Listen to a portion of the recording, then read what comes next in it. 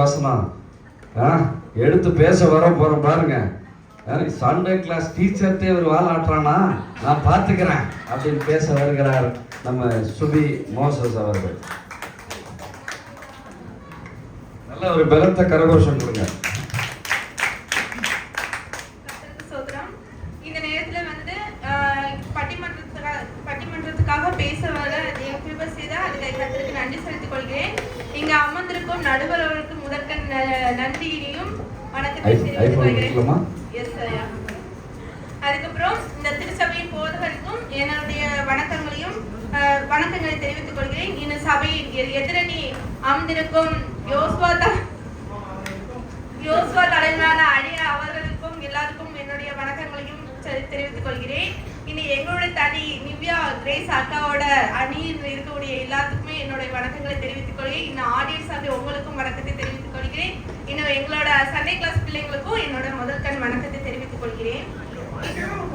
Sunday class பிள்ளைங்க சொன்ன ஒரே அணி. Very good very good. கை தட்டுங்க. பிள்ளைகளுக்கும் வணக்கம் சொல்றாங்க. யாராவது சொன்னீங்களா? நீ சொன்னியா? சரி, வெரி குட் வெரி குட்.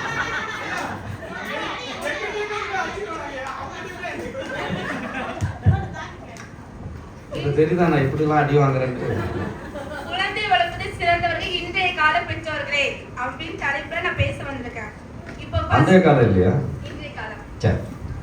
இப்போ வந்து என்ன எதிரணி தலைவர் சொன்னாங்க, எனக்கு ஃபர்ஸ்ட் நோவா பத்தி சொன்னாங்க. நோவா வந்து அவங்க குழந்தைங்க நல்லபடியா வளர்த்ததுனால பேலை கட்டினாங்க, அந்த பெரிய அழிவுல இருந்து பாதுகாக்கப்பட்டாங்கன்னு சொன்னாங்க. அது ஓகே தான். கெட்டினா அவங்க வந்து குழந்தைங்க வந்து கீழ்படுத்தி பேலை கட்ட ஹெல்ப் பண்ணாங்க, ஓகே தான். அதுக்கப்புறம் அந்த குழந்தைங்களை பத்தி ஏன் வேதத்துல சொல்லப்படல?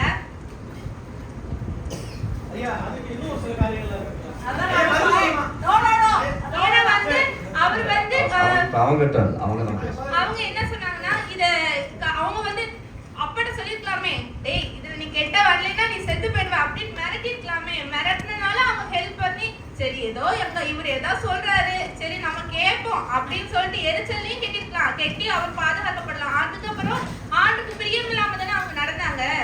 பெற்றோருக்கு வந்து இத தன்னோட அப்பாவோட நிர்வாணத்தையும் காட்டுற ஒரு நிலைமை வந்துச்சு. அது வந்து வேதத்திலேயே நம்ம படிக்கிறோம். அப்ப அவங்களோட வளர்ப்புல வந்து அப்ப மிஸ்டேக் ஆயிருக்கு தானே. அதுக்கப்புறம் ஏலி இருக்காங்க. ஏலி வந்து கர்த்தருடைய ஒரு தீர்க்கதரிசி, கர்த்தருடைய ஆலயத்துல இருந்த ஒரு போதகர் தான். அவர் வந்து எவ்வளவுதான் அவர் வந்து போதகரா இருந்தாலும் சரி, வேதத்தின்படி நடந்தாலும் சரி, அவங்களோட குழந்தைங்க ஏன் வந்து தவறான வழியில போனாங்க? அது வந்து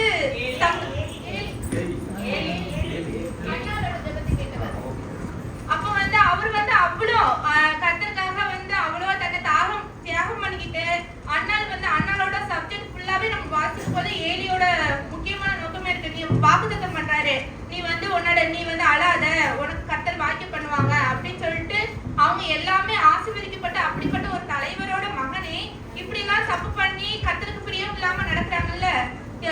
என்னதான் அவங்க ஊழியத்தில் இருந்தாலும் தன்னுடைய பிள்ளைகளை கரெக்டான முறையில வளர்க்கல இல்ல அவங்க. அது ஒரு பெரிய தவறு தானே.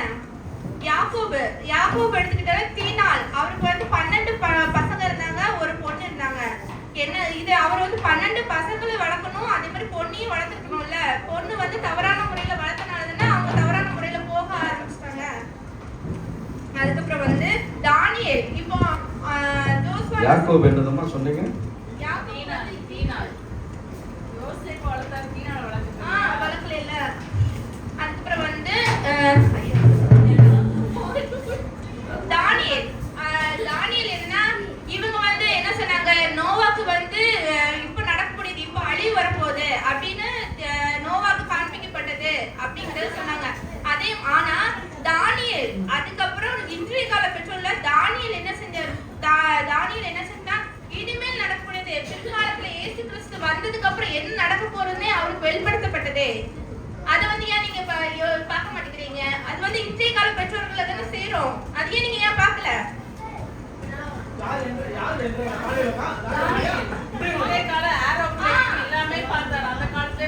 இது வந்து அழிவு.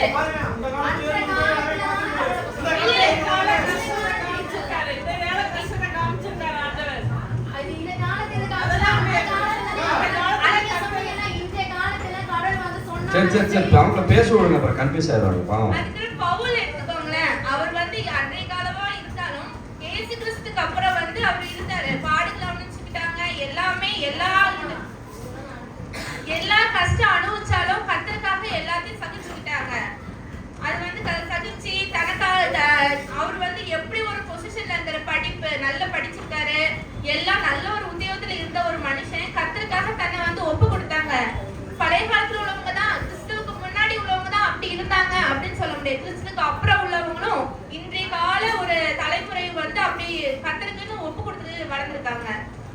அதுக்கப்புறம் வந்து சாண்டா கிளாஸ் சொல்றோமே, அந்த சாண்டா கிளாஸ் பத்தி நம்ம பார்த்துக்கிட்டோம்னா அவர் வந்து இன்றைய கால பிரச்சாரம்ல ஏசப்பாக்கு அப்புறம் தான் அவர் என்ன செஞ்சாருன்னா மற்றவங்கள்ட்ட ஏசப்பாவை அறிவிக்கணும் அப்படிங்கிற ஒரு முழு முயற்சியில வந்து ஈடுபட்டாரு. ஏன்னா வந்து எவ்வளவுதான் கஷ்டம், யார் என்ன கஷ்டப்படுறாங்க அப்படிங்கறத பார்த்து அவங்களுக்கு ஹெல்ப் பண்ணும்போது மிந்தி உள்ளவங்க எல்லாம் நம்ம ஹெல்ப் பண்ணனா நான் செஞ்சுட்டேன்ப்பா உனக்காக நான் இவ்வளவு கஷ்டப்பட்டேன். ஆனா அந்த சாண்டா கிளாஸ் என்ன செய்வார், சாண்டா கிளாஸ் அப்படிங்கிற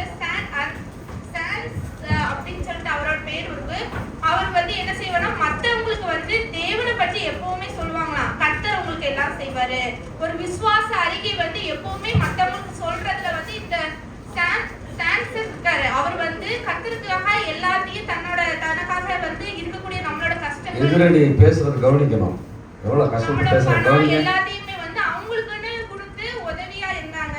அப்படி எஸ்தர் அப்படிங்கிறவங்களை பார்த்தோம்னா என்ன செஞ்சாங்கன்னா, எஸ்தர் எவ்வளவுதான் கஷ்டம் வந்தாலும் சரி, அந்த எவ்வளவு பாடுகள் வந்தாலும் சரி, கர்த்தருக்காக தன்னை ஒப்பு கொடுத்து உபவாசம் பண்ணி தன்னோட ஜனங்களுக்கே வந்த ஆபத்தை கர்த்தர் எடுத்துட்டு ஜெபிச்சு அந்த ஜனங்களோட ஆபத்துல இருந்து ஜனங்களை பாதுகாத்தாங்க. மிகவும் பழைய காலத்துல வந்து நீங்க வளர்க்கலாம், குழந்தைங்களை நல்லா வளர்த்தீங்க. ஆனா புதிய காலத்துல வந்து இந்த காலத்துல வந்து என்னன்னா நிறைய ஒரு அசுத்தமான இந்த உலகத்துல நம்ம இருக்கிறோம். இந்த அசுத்தமான உலகத்திலயும் கர்த்தருக்கு பிரியமா நடக்கணும்னு ரூத் வந்து நினைச்சனாலதான் நெகோமியோட சொல்லி கீழ்படிஞ்சு, நெகோமி என்னதான் சொன்னாலும் சரி நம்ம கர்த்தருக்கு கீழ்படியணும் அப்படின்னு இப்போ மக்கள் வந்து நினைச்சனாலதான் கர்த்தருக்கு பிரியமா இருக்கிறோம். பிற்கால வளர்ப்பு மட்டும் இல்ல, இவங்க அவங்களோட சிந்தனையில வந்து கர்த்தர் வந்து வெளிப்படணும் அப்படிங்கிறது தான் முக்கிய பங்கா இருக்கு. அதே மாதிரி ரூத்தை வந்து இந்த நம்மளோட இயேசு கிறிஸ்துவோட அந்த வரலாற்றுலயே ரூத்தை பத்தி அதிகமா சொல்லியிருக்காங்க. இந்த காலத்துல என்னன்னா வந்து பிற்காலத்துல பெண் குழந்தைகளை என்ன செஞ்சீங்க, ஐயோ பொம்பளை பிள்ளை பிறந்துட்டா ஐயோ கஷ்டம் உனக்கு அப்படின்னு சொல்லிட்டு எல்லாருமே சொல்லி பெண் குழந்தைகளை நீங்க அழிச்சிட்டீங்க. நிறைய பெண் குழந்தைங்க அழிய காரணமே அதுதான். ஏன்னா பெண் குழந்தைகள் நீங்க வந்து பாதுகாக்கப்படவில்லை. ஏன்னா வந்து இப்பதான் பெண் குழந்தையா இருந்தாலும் சரி, ஆண் குழந்தையா இருந்து நம்ம குழந்தை அப்படின்னு வளர்க்குறீங்க. ஆனா பழைய காலத்துல என்ன செஞ்சீங்க, பெண் குழந்தைங்க நிறைய பேரு கருவிலேயே அழிக்க செஞ்சீங்க.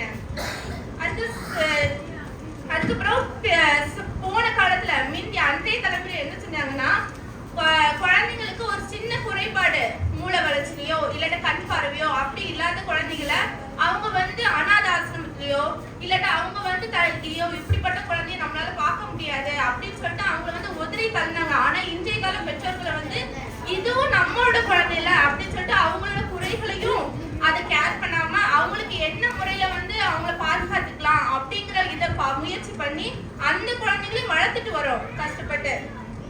அதுக்கு வந்து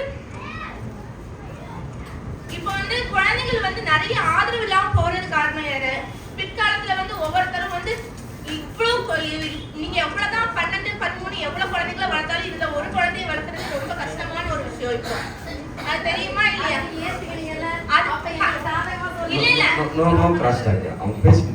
நீங்க வந்து அப்ப வந்து 13 குழந்தைய வளர்த்தாலும் சரி, 14 குழந்தைய வளர்த்தாலும் சரி, அப்ப உங்களுக்கு ஹெல்ப்ஃபுல்லா வந்து மாமியார் இருந்தாங்க, அதுக்கப்புறம் இந்த பாட்டி ஆயா அப்படின்னு சொல்லிட்டு நிறைய பேர் சொந்த பந்தங்கள் நிறைய இருந்துச்சு. ஆனா இப்போ வந்து எங்களுக்கு ஒர்க் இருக்குது, எங்களோட ஜாப் இருக்குது, அதுக்கப்புறம் வந்து எங்களுக்கான நிறைய நேரங்கள் எங்களோட நேரங்களையும் செலவிட முடியாம இந்த ஒரு குழந்தையா இருந்தாலும் நம்ம நல்ல முறையில வளர்க்கணும், நல்ல முறையில நம்ம வளர்த்து கர்த்தருக்கு பிரியமா நடத்தணும் அப்படிங்கிற இன்றைய கால தலைமுறை அவ்வளவு கஷ்டத்திலயும் ஒரு குழந்தைய வளர்த்தாலும் சரியான முறையில வளர்க்கணும்னு நாங்க நினைக்கிறோம்.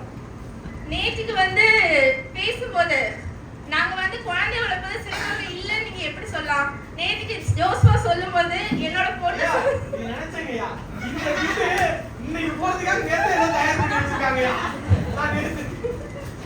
ஜோஸ்வா பேசும்போது சொன்னாங்க, நான் வந்து அவள்கிட்ட சொல்லி கொடுக்கல, ஆனா வந்து எப்பவுமே நம்ம சோத்திரம் சொல்லி ஸ்டார்ட் பண்றதுனால அவங்க சொன்னாங்க, அம்மா ஜோஸ்வா நான் முதல்லயே சோத்திரம் சொல்ல லாஸ்ட்ல முடியும் போது சோத்திரம் சொல்லல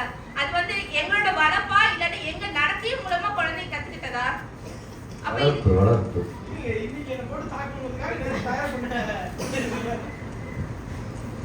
எனக்கு என்னுடைய வாய்ப்பு எனக்கு வாய்ப்பளித்த நடுவர்களுக்கும் எதிரணி தலைவருக்கும் எல்லாத்துக்கும் நன்றி செலுத்திக் கொண்டு அது வார்த்தையை முடித்துக் கொள்கிறேன். Very good, very good. எல்லாம் நல்லா கை தட்டுங்க. Very good.